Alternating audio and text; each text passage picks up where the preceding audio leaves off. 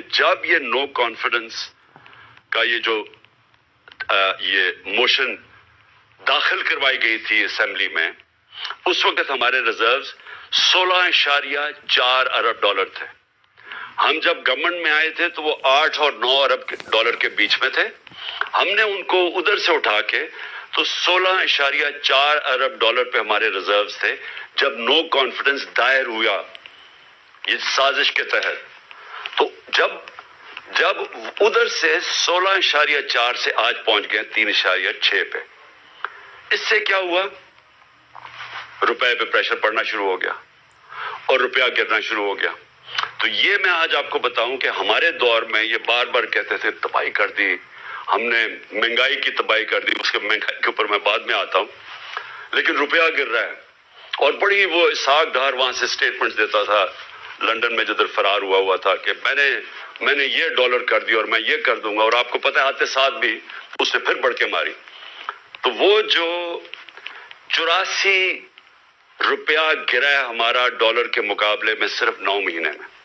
اب اس کا اثرات کیا ہے؟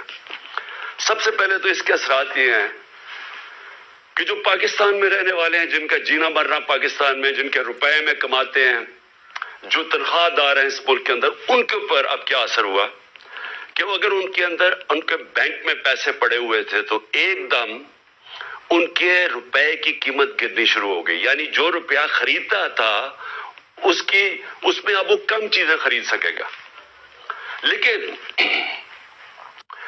جن کے پیسے باہر لندن میں اور آف شور اکاؤنٹس میں ڈالرز میں پڑے ہوئے ہیں، جنہوں نے بڑی محنت سے چوری کر کے پیسہ ملک سے باہر لے کے گئے ہیں، ان کی دولت میں اضافہ ہو رہا ہے. پاکستانیوں کی دولت میں کمی ہو رہی ہے، ان کی دولت اوپر جا رہی ہے. اور اس لیے میں ایک چیز بار بار کہتا ہوں، اور میں آج آپ سب کو یہ کہنا چاہتا ہوں، میری قوم غور سے میری بات سن رہے ہیں، کبھی کسی پارٹی کو ووٹ نہ دو جس کی لیڈرشپ کے پیسے ملک سے باہر پڑے. کیوں؟ کیونکہ اب ان کو کیا فرق پڑ رہا ہے؟ مجھے بتائیں، جو اس وقت ملک کے اوپر مسلط ہے یہ زرداری اور شریف خاندان، ان کو کیا نقصان ہو رہا ہے؟ ان کے تو پیسے باہر پڑے ہیں.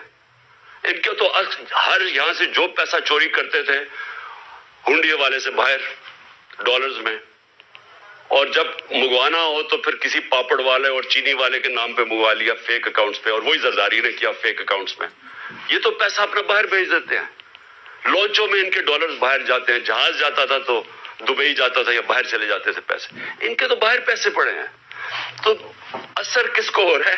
اثر ہماری طرح کے لوگ جو اپنا سب کچھ بیچ کے، جنہوں نے باہر کمائی کی تھی.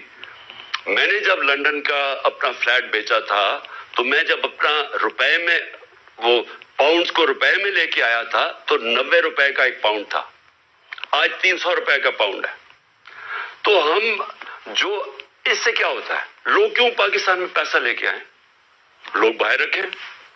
کیوں بیرون ملک پاکستانی اب پاکستان میں پیسہ لے کے آئیں؟ کیوں پاکستان میں سرمایہ کاری کریں جب روپیہ گرتا جا رہا ہے؟ وہ ڈالرز میں رکھیں تو ان کو نفع ہونا شروع ہو جاتا ہے. اس کے بہت دور کے نقصانات ہیں پاکستان کو. لیکن میں اب ذرا آپ کو اپنی قوم کو صرف بتانا چاہتا ہوں کہ آپ کے اوپر اب میں خاص طور پہ پاکستان کے تنخواہ دار طبقے سے بات کر رہا ہوں. جو بھی مزدور ہے، دیہڑی دار ہے، پولیس والے ہیں، فوجی ہیں، بیوروکریٹس ہیں، جو تنخواہ پہ گزارا کرتے ہیں، آج آپ سب غور سے سن لیں کہ یہ رجیم چینج کے بعد آپ کے اوپر اب کیا اثرات اس کے آنے والے ہیں. پٹرول جب ہم تھے، میں پھر سے یاد کرا دوں کہ انٹرنیشنل مارکیٹ